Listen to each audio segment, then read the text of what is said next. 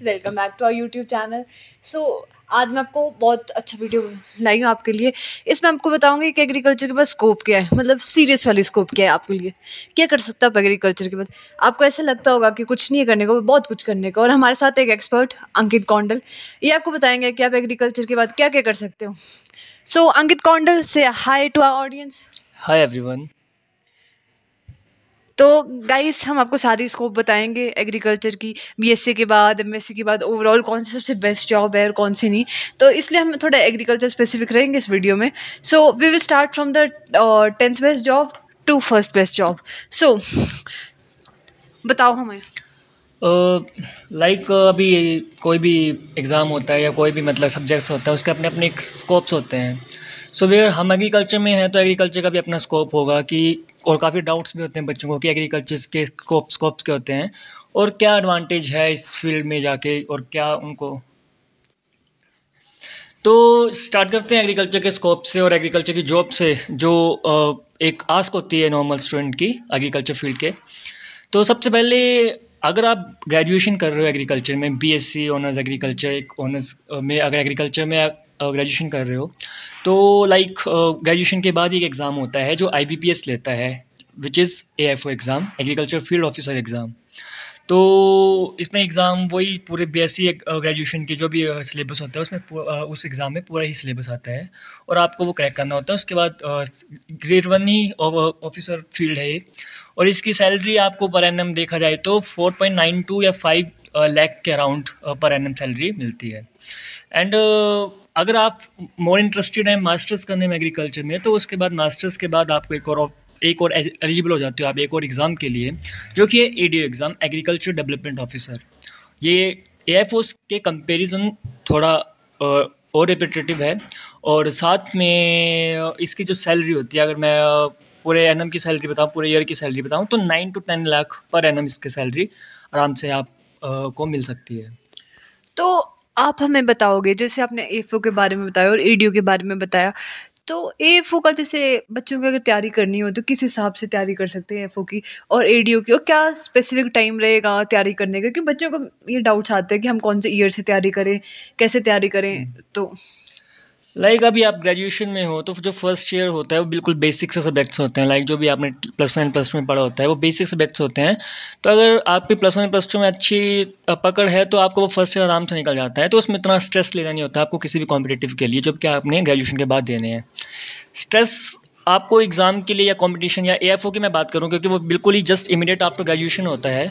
तो आप जस्ट उस पर थर्ड ईयर पे या फोर्थ ईयर पे आगे फोकस करना शुरू कर दो। और बिल्कुल ही सेम बेसिक से क्वेश्चन आते हैं। आपने अगर बायोलॉजी फील्ड से पढ़ी है, अगर 11th एंड 12th अगर बायोलॉजी से है तो नॉर्मल बायोलॉजी के क्वेश्चंस भी उस एग्ज़ाम में आते हैं। और कुछ जैसे बेसिक्स हो गए, इतना डीप नहीं पूछते एग्रीकल्चर में भी, बस ऊपर ऊपर से क्वेश्चंस होते हैं।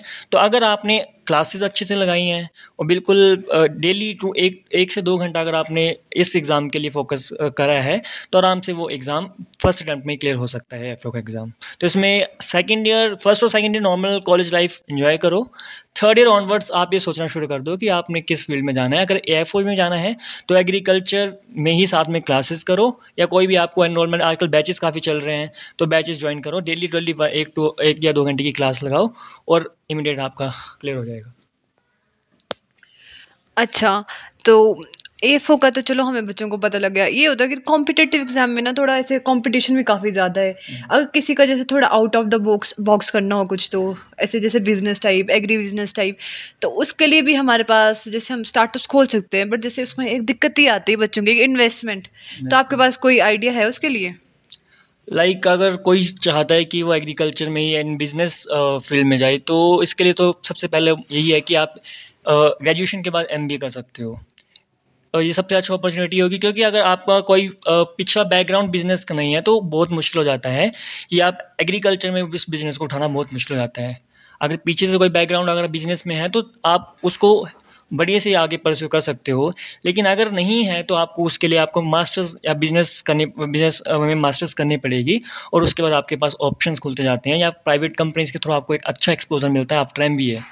वहाँ से नॉलेज, वहाँ से एक्सपीरियंस लेके आप अपना स्टार्टअप खोल सकते हो। दैट्स अ बेटर ऑप्शन मेरे रिगार्डिंग।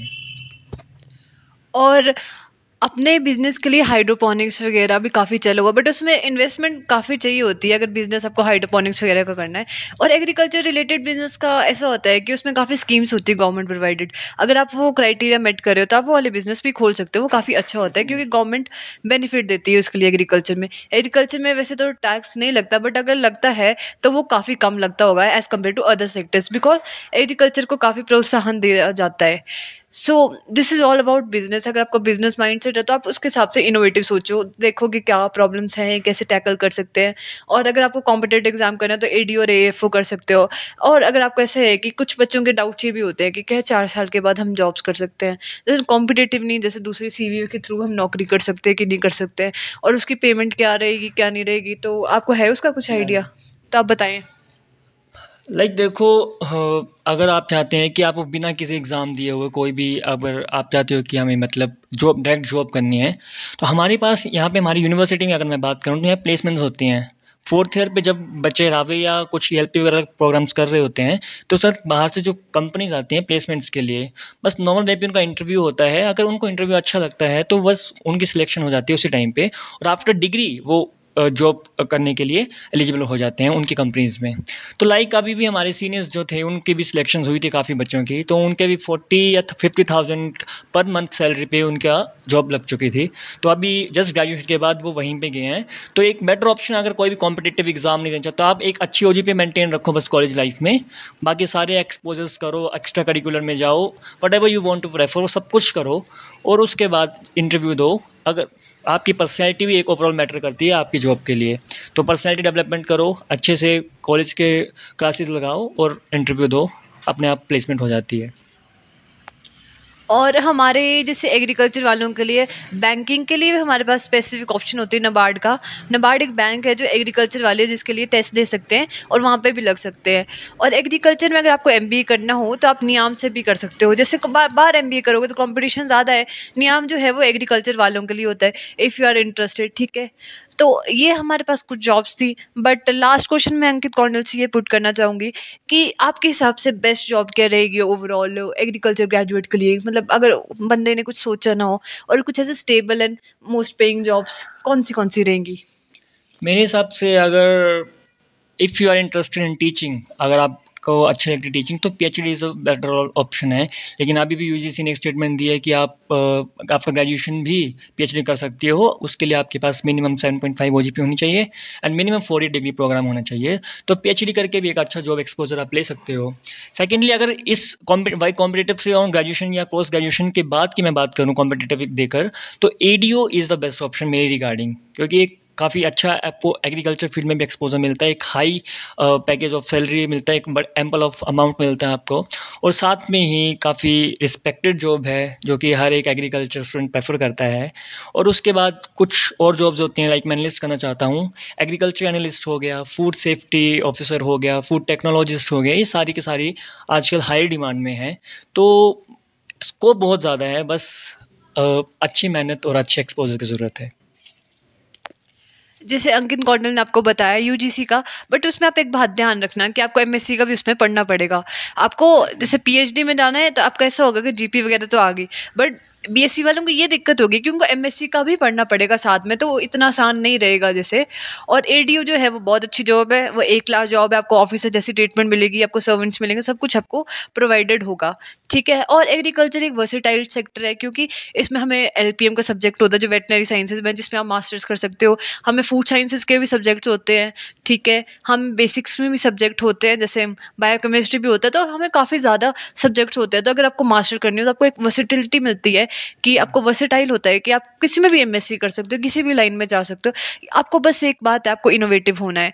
तो आई होप आपको अच्छा लगा हो। आप लाइक कर दो, शेयर कर दो और सब्सक्राइब कर दो, and stay tune for more updates. Bye bye all, love you all.